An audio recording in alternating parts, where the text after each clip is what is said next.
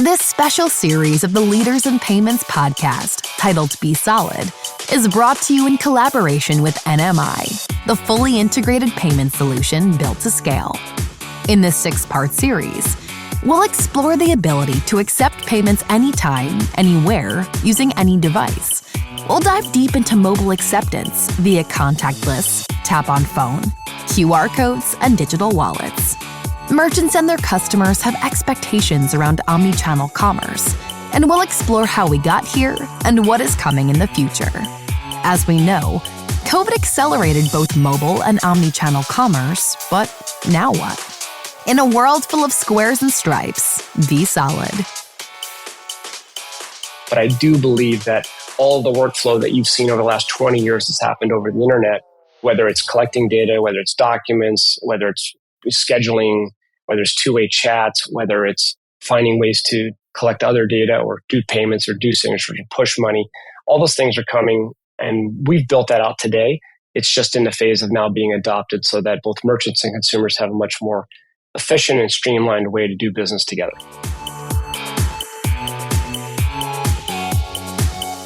That was Chris Brunner, the CEO of Authvia, and he is my special guest on this episode 267 of the Leaders in Payments podcast, and I'm your host, Greg Myers. As we continue our deep dive into the Be Solid campaign brought to you by NMI, Chris and I discuss text-to-pay as part of our 6-part series on anytime, anywhere payments. Chris and I talk about the history of text-to-pay, common use cases, and the future of text-to-pay, including how Authvia and their conversational commerce solution will capitalize on these trends. We've got a great episode ahead, so let's get started.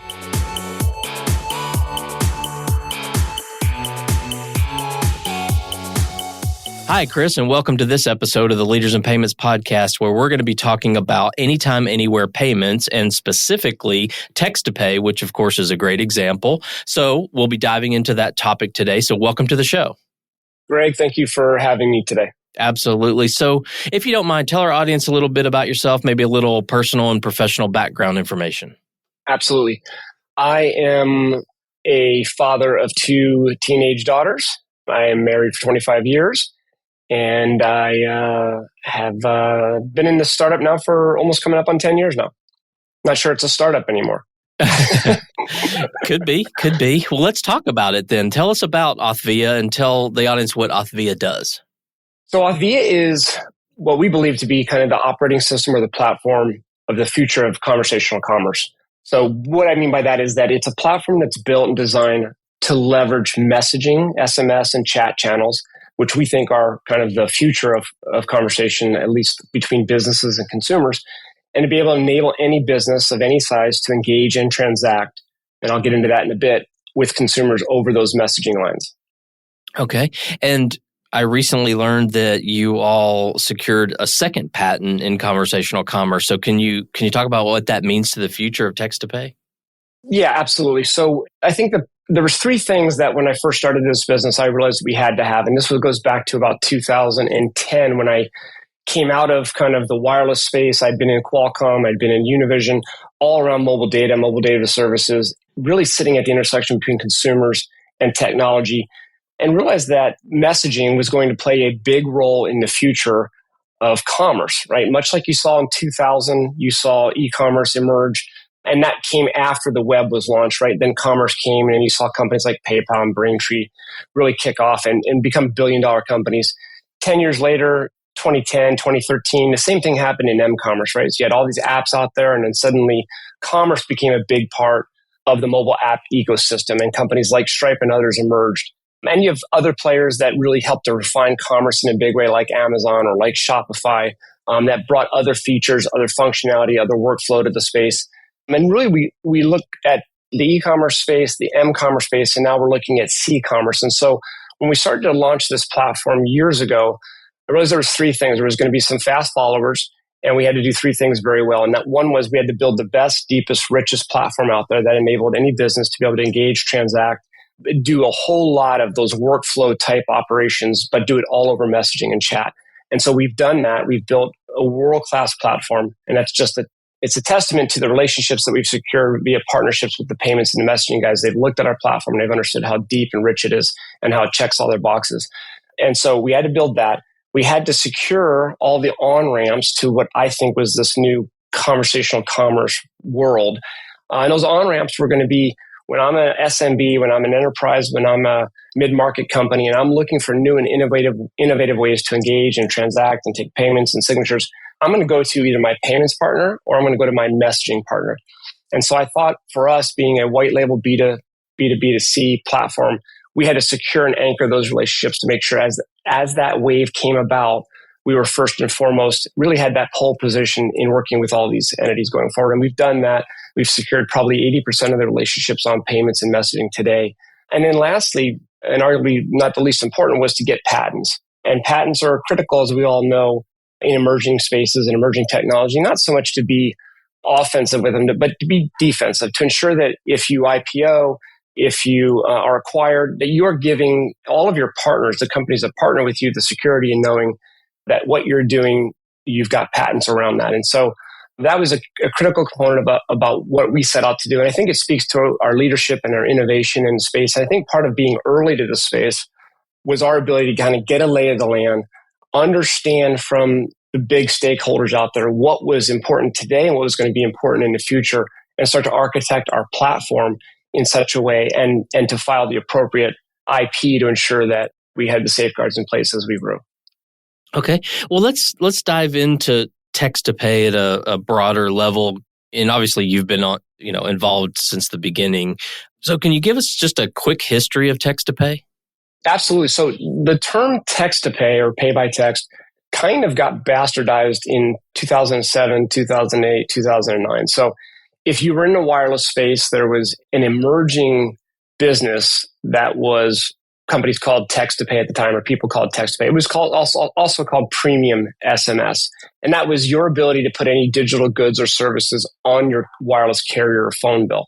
So you might get a message that says, hey, you want to bill your New York Times to your Verizon bill for $9.99 a month, reply yes or okay. And at the end of the month, you'd get your Verizon bill and then there'd be a $9.99 charge from New York Times. Also in that same mix of things were ringtones and wallpaper and horoscopes and games and anything under the sun. And so what would happen is, and that this became a very, very big business. In fact, one of my buddies had a business, they were doing about $15 million a month in MRR. And then come January of, I forget the year, right after around 2010 or so, the entire industry was shut down. And it was shut down because so many people were having their kids go on and sign up for these recurring charges that, mom or dad wouldn't notice for 6 or 7 months. And then they'd call into Verizon and there'd be a long drawn out battle over who was going to pay for it. And then ultimately the carriers had to give the money back. And so it just became a big, messy hornet's nest. And so it did a lot of damage to the thought or the concept around text to pay or pay by text. And so I think as we started to launch this, and it's a very different play than what they were doing back then. So today we work with all the traditional credit card, debit card, ACH rails. We work with Chase, with US Bank, with Fiserv, with FIS, with all the major processors, all the major messaging companies. But we had to go through and get certified. We had to go through and ensure that these transactional rails ran just like e-commerce channels. So very different from what was taking place in 2007 to 2010. But it was the name that we had to deal with, right? We couldn't come up with a different name because it really was still pay by text or text to pay. But we had to change the way the industry viewed it. And the industry in this case was the wireless industry and the governing bodies on that side. So it's taken us years to get them comfortable with the fact that we have built and designed a platform that is the most compliant and the most secure platform in market today. Not everybody does it the way we do it, but we've built it this way for the reasons being that we wanted to ensure the wireless industry that everything was being done within their code of conduct, within the way that they thought the world should happen around commerce. And then we've added to it and we've layered things on, but we've kept security and compliance at the top of it. And so it's been a much longer route than people think about when you think about text to pay, but probably I'd say 06, 07 it started. I think today we're coming to a whole new world around what text to pay and or conversational commerce means. But that's a brief history on text to pay. Okay. And what are some common use cases that you see today? So for us, we're a horizontal platform, right? So we go to market through from the largest payments companies, and we go to market through the largest messaging companies. And so we don't necessarily select the types of merchants, enterprise or SMBs that work with us. However, we do have a suite of solutions that work for almost every merchant. So if you're a company and you're trying to take payments over the phone, right? So that's one use case that is critical, right? So if I'm taking your credit card information or banking information over the phone, you're probably in some form of PCI. You probably have some form of PCI compliance issues, right? So today they'll kick you to an IVR, which is a pretty bad experience. They'll send you a link to a website that you have to log in to make a payment, which can be a rough experience as well. Both of those have pretty high drop-offs, 40, 50, 60%. Or they'll take your card right over the phone, like your local flower shop or your coffee shop. So that's one area that we work with a lot of companies, and almost any company that's out there today has that use case. Another one would be slow payers or late payers, right? So oftentimes it isn't that consumers don't want to pay you. It's that you've made it so hard for them to pay you. They either have to go old school and write a check. They have to spend 2 hours on a Saturday logging into their bank or logging into your website to make a payment. They have to remember to do that. Or you're sending them through some IVR or some other system to make a payment. Whereas in our world, you'll simply just get a text from a merchant that you owe money to, and you'll simply reply with the 4-digit code that we give you to authorize the transaction or payment. That's the second one. Other ones are, line busting. You can work with pharmacies to make sure that, you can, maybe a vet's a good example, right? So you've got an appointment today at 3:00 to drop Fluffy off at the vet. You confirm the appointment over text. You then get a text that says, hey, we need a copay of $35. We need you to check a box to tell us that Fluffy's had, and sign to make sure we know that she's had her vaccine. And then please give us some descriptive things around what's wrong with her today. She's got digestive issues and she hasn't eaten for 2 days. And all of that data gets collected and pushed back into the veterinary front office. And then you get a text that says, hey, the doctor's ready to see you, bring her in. So the ability to understand kind of that whole workflow and how it removes all of that upfront back and forth with paperwork and waiting in an office and all that type of stuff, it enables you to kind of simply just make an appointment, go right in and see the doctor and leave. All that's taken care of now over these new channels. Okay. And can you speak a little bit to how the actual process works? Like, we all have phones, right? So we understand text, but do you have to sign up with Authvia as a consumer, or how does that whole workflow work? Yeah, so we are a white label solution. We go to market through the enterprise, the ISVs, the software providers, or the merchants themselves. So the consumer is going to see a text that comes from a business that they're doing business with, right? So pick a national retailer or something that says, hey, your prescription's ready to be picked up. It's going to be $35. You're going to go ahead and reply. Because that message is coming to you from a brand you know and trust already, we don't have issues with kind of unknown merchants or unknown businesses trying to solicit funds or anything. Furthermore, if you've ever done a transaction with that business, an electronic transaction, meaning you've given them a credit card at any point in time, we dip into the payment processor's vault. We take that credit card that you have on file, we match it with a mobile number we've got on file, and then we allow you to authorize or attest that transaction with the 4-digit PIN that we send to you. If you don't, our system is smart enough to know that you've never made a payment there, or you've never made a payment through Authvia, through our wallet. We'll send you a short little bit.ly link that's branded from that national merchant. And it'll say, please go ahead and enter your card information. We'll save that. We'll then pass that credit card information back to the merchant or the payment processor via a token. And your transaction will run just like it would in an e-commerce transaction. So our system will either use a card you've already got on file, or we'll get a new card from you and put that on file. But again, it's always coming to you from a merchant you know and trust. Gotcha. Okay, that makes a lot of sense. So I think you mentioned it, Authvia started around 2014, so almost 10 years ago. What changes have you seen in this space in the last, say, 10 years? It's one of those things where you see something, as an entrepreneur, you see something that seems so self-evident to you. As you dive in and you get much closer to, for me, I came from the wireless side and really didn't know the payment side. But as you dive in, you start to, you look back now and you realize all the things that had to happen that I don't think we were aware of in the early days, right? We thought, well, messaging is pervasive. Consumers know how to use it. Merchants are starting to use it, which was true. Consumers knew how to use it, but merchants really weren't using it in 2016, 2017. It wasn't until about 2019 that you started to get text messages from American Airlines and from Citibank and from Uber and from Amazon and from Marriott.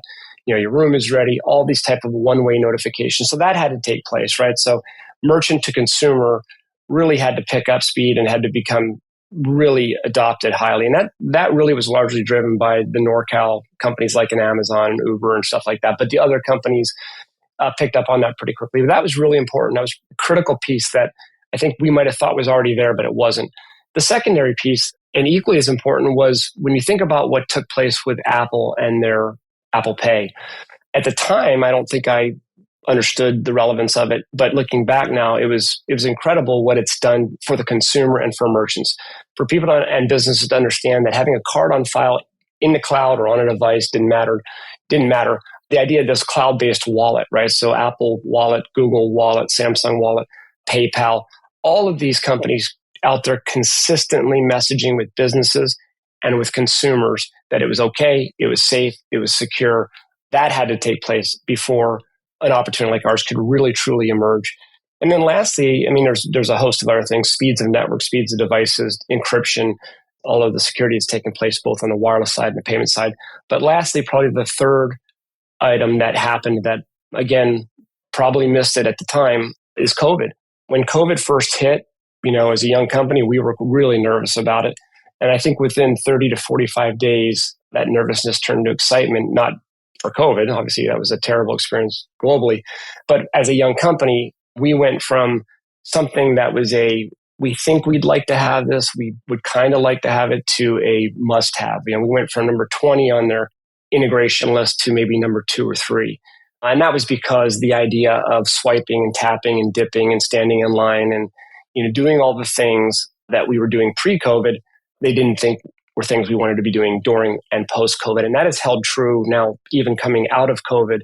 We have seen merchants and consumers just readily adopt and insist that there's multiple ways to pay and give consumers the options to kind of be 6 inches, 6 feet, or 600 miles. Right, which plays into the theme of our series that we're talking about of anytime, anywhere payments. I think most people that we talk to during this series, they're going to mention COVID as kind of an accelerator, because I think it really did accelerate. Just, businesses drove it, but consumers adopted it, right, of being able to take payments outside of your traditional swipe and dip and all those things. There's no doubt. I mean, I look back and I think absent COVID, I think consumers have always been there. I think consumers, in the sense that they're if you don't have to retrain consumer behavior, and with text to pay and with chat to pay, you don't have to retrain consumers, right? You're just saying, hey, do you want to pay with Visa ending in 1234? And they say, yep, right? It's a very simple, intuitive way for a consumer to now, there might be, do I trust this or not? But you're not changing the way they behave. Changing the merchant side of this was really hard because it's a workflow issue. Right? If I'm having somebody at that front desk that's used to getting a payment, used to getting a signature, used to filling out documentations and collecting data, and that all goes away, suddenly I have to figure out, well, how does this all work now? And so absent COVID, I don't think the business side of this would have adapted. I think it would have taken another 5 years before we started to really see adoption take off. Yeah, that's some good insights. Well, you mentioned earlier about the idea of PCI compliance, so I want to dive a little deeper into that. So it's a big value prop, obviously, for your business. So can you kind of speak to that, give us the details of what you mean by that? Yeah, I think just in layman's terms, right, the easiest way to think about the implications of PCI generally would be like a call center, right? I mean, so if I call in and I'm giving you my credit card information or I'm giving you my banking information over the phone, and this again became a big issue during COVID. Call centers, everybody got sent home. I'm calling in to, have new carpet installed, and it's going to be $3,000. And I'm talking to the lady at the call center, and I have to give her my credit card or my debit card information over the phone. And her cousin Louie sitting on the couch next to her, writing everything down that she's writing down. And then takes that card information, because they've now got my full 16 digits. They've got my zip code. They've got my 4-digit PIN. And they go out and they fraudulently charge that. And they might use that online somewhere, or might, however they do that, go ahead and run fraudulent charges. That's a big issue. And it's not legal to do that. And a lot of companies are being cracked down now on doing that. And so I think, again, COVID was a catalyst where in a call center, you could kind of control to a degree what was going on, even though a lot of that was still happening in call centers. They really became aware of it and became very prevalent during that period. And so I think anytime that you can put the responsibility of those payment credentials and leave that on the consumer. So if you send me a text, if you say, Chris, that carpet's $3,000, And I say, okay, I'm ready to pay. And you say, great, check your phone. There's a text sitting there. I get a text and it says, go ahead and authorize against card ending in 1234 because I've paid before. Or if I haven't, click this link and enter your card information. No one outside of myself ever sees my payment credentials, my banking credentials or anything, right? So the person in the call center is just going to get a checkbox or a green light that goes on and says, hey, this payment has been made. The transaction was successful. Go ahead and set up the installation for the new carpet. So removing that, it's a massive issue, and it's something that our system solves just seamlessly out of the box. Okay. Well, what's next for this space? Where do you see text to pay headed in, say, the next 5 to 7 years? I think I said it at the beginning, which is we believe that we are the operating system for conversational commerce. And so I think text to pay is a bit limiting, right? Because it makes us all think just about SMS. But if you think about the platform that we've built, right? There's a wallet behind the scenes. There's the tokenization and the vaulting of 200 payment processors and gateways that we can tap into. There's all of the messaging channels that we connect to seamlessly today, whether that's SMS, traditional text, chat, email, WhatsApp, Facebook Messenger, Google Chat. It doesn't matter, right? The ability for consumers to engage and communicate seamlessly over any of these channels, to be able to drive transactions, right? And that could be as simple as me putting a card on file so I can, get a moving truck for the weekend. It could be me doing, split payments over these channels, partial payments, donations, pushing money to consumers, right? It's this whole workflow. It's payments and beyond, right? Capturing signature, collecting data, tell me about, like I said, the dog's health, and that all goes into the system. Can you go ahead and send us a copy of your health card along with a copay and a signature that you've been vaxxed? Those types of things, right? These conversations, as we call them, right? It might be one of those items. It might be 5 of those items, right? That all come together in one package that enable a consumer to move from one point to the next point with the business or with the merchant. And to be able to do that seamlessly and do that instantly. And at the end of the day, to keep the consumer in control of their data. So I, as a consumer, get to decide what data of myself I'm releasing into which merchant. So that'll all reside in my central vault. And I can then decide, yep, I want to give my latest blood work to this doctor so they can view that and I can release that information, right? I can do these types of things and control that data. And ultimately that'll, expire. Ultimately we'll have other protocols around that. But I do believe that all the workflow that you've seen over the last 20 years has happened over the internet, whether it's collecting data, whether it's documents, whether it's scheduling, whether it's two-way chats, whether it's finding ways to collect other data or do payments or do signatures or push money. All those things are coming, and we've built that out today. It's just in the phase of now being adopted so that both merchants and consumers have a much more efficient and streamlined way to do business together. And it really optimizes the workflow for the businesses. If you can take a $35 an hour pharmacy technician and have them not spend 5 minutes at the window collecting a payment and talking to you about your daughter's, last week at college, and that pharmacist can then fill 5 more scripts in that 5 minutes, right? The ROI for you goes through the roof as a pharmacy, small or large. So all of those things are coming. It's an exciting time. And I think the networks are getting faster, devices are getting better, consumers are trusting this more and more, security is getting deeper and more enriched, and merchants are looking at this and seeing this as the new way to engage because they know email doesn't work, paper doesn't work, phone calls don't work. Only way to break through the clutter is to kind of reach consumers where they are and on the device that they're on. Okay. Well, let's circle back to Authvia, and you just gave some examples of things and some trends that are coming. So let's circle back to Authvia on that part. What are you guys doing to take advantage of that, and how do you plan to do that? Whatever you're willing to tell, obviously don't, not your strategic secrets, but certainly how you plan to capture some of those trends as we move forward. Well, for us, we're in a fantastic position. We just did a whole new platform release that really enables all the things that I've just kind of articulated to you. So we believe that at a platform level, we are where we need to be, and it gives us the flexibility to add in the modular components that we need going forward. And right, so much of that comes to us from the partners and the merchants that we work with, really telling us like, hey, these are the types of things that we need going forward. You've got boots on the street out there telling you kind of what's important and what's critical to business. And you have to sift through that. You have to find the things that apply to all and not just to a few. But we are really thrilled with the latest release of our platform and what it enables us to do. And there is nobody in this industry right now that's close to us in terms of just feature functionality and depth of the platform. And we know that because we've gone to RFP in the market with the major payment guys, major messaging guys against the competition. And we feel very, very confident about where we sit from a platform perspective. So that's probably first and foremost. I think the patents are great. I think they help us as well. But ultimately at this stage, really, it's all about growth and revenue to keep our focus on. That's where we need to be putting our energy right now.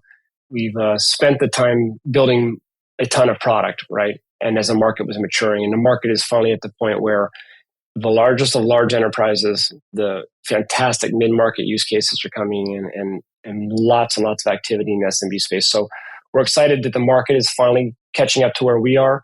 And for us right now, it's just the blocking and tackling of growing the business. But I think from a future perspective, we are sitting in a great position. Okay. Well, Chris, we've covered a lot of ground, obviously, about Authvia and text to pay in general and kind of where the market's heading. Is there anything else you'd like to cover before we wrap up the show? No, I wanted to thank you for having us as part of this segment with NMI. And we are thrilled to be partnered with them. And we're very excited about the future of text to pay and the future of conversational commerce. And we've got a lot of exciting things coming here shortly. So we'll stay in touch. Awesome. Well, thank you so much for being on the show today. I know your time is very valuable, so I really appreciate you being here. Thank you, Greg. Have a great day. You too. And to all you listeners out there, I thank you for your time as well. And until the next story. Thank you for listening to this episode in our special series, Be Solid, brought to you by NMI, the fully integrated payment solution built to scale. For more information on anytime, anywhere payments and this episode, please visit nmi.com/resources/podcasts. And remember, in a world full of squares and stripes, be solid.